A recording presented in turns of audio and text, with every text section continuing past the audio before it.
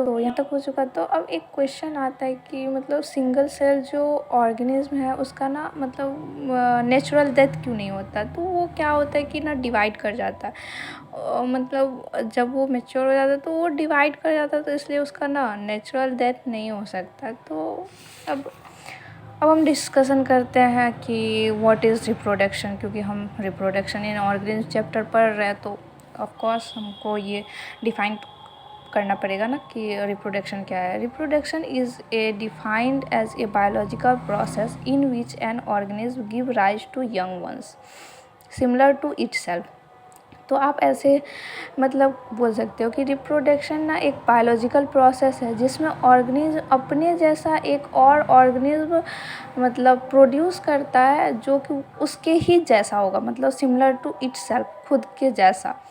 The offspring grow mature and in turn produce new offspring. तो ये जो मतलब अब जो ऑस्प्रिंग प्रोड्यूस हुआ है तो वो ऑस्प्रिंग फिर ग्रो करेगा, मैच्योर करेगा और फिर वो भी प्रोड्यूस करेगा नया मतलब ऑस्प्रिंग। तो ये एक प्रोसेस है कि मतलब हाँ मतलब रिप्रोडक्शन एक प्रोसेस है कि मतलब क्यों होता है कि मतलब आप एक जनरेशन मतलब जेनेटिक चीज़ को मेंटेन करना लाइफ पे मतलब अर्थ पे लाइफ को मेंटेन करने के लिए ही ये इम्पोर्टेंट है। Thus there is a cycle of birth growth and death. मतलब ये एक साइकिल है कि पहले बर्थ होगा, फिर ग्रोथ होगा, फिर डेथ हो जाएगा। तो reproduction enable to the continuity of the species generation after generation. तो रिप्रोडक्शन एक मतलब क्या होता है कि ये एक कंटिन्यूटी है कि मतलब स्पीसीज़ का कंटिन्यूटी वो जनरेशन आफ्टर जनरेशन चलते रहता है। और वो एक मतलब आप कोई भी चीज़ को प्रिजर्व मतलब वो है कि आप तो ये नहीं देखते हैं ना कि हमारे पूर्वज कैसे थे या कुछ भी कैसे थे, तो उसको मतलब उन्हीं से तो हम आए हैं। अगर रिप्रोडक्शन प्रोसेस नहीं होता तो हम नहीं होते ना।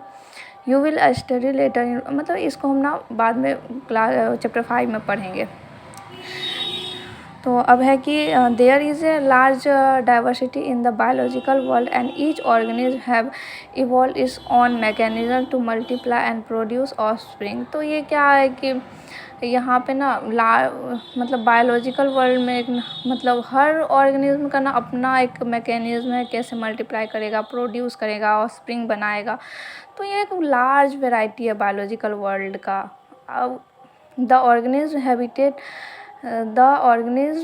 habitat, its internal physiology and several other factors are collectively responsible for how it reproduce। मतलब आप ये देखो आप मतलब रिप्रोडक्शन ऐसा नहीं है कि मतलब कोई भी कर रहा है मतलब सबका सिमिलर ही होगा, और हर ऑर्गेनिज्म का ना अलग अलग है। वो इस बात पे भी डिपेंड करता है ना कि उसके लिए ये चीज़ रिस्पॉन्सिबल करता है कि उसका हैबिटेट क्या है, उसका अंदर मतलब अंदर का फिजियोलॉजी क्या है, मतलब और भी बहुत सारे फैक्टर में ये मतलब पार्टिसिपेट करते हैं रिप्रोडक्शन के। Based on whether there is a participation on one organism or two in a process reproduction it of two types. When offspring is produced by a single parent with or without involving of gamete formation, the reproduction is sexual.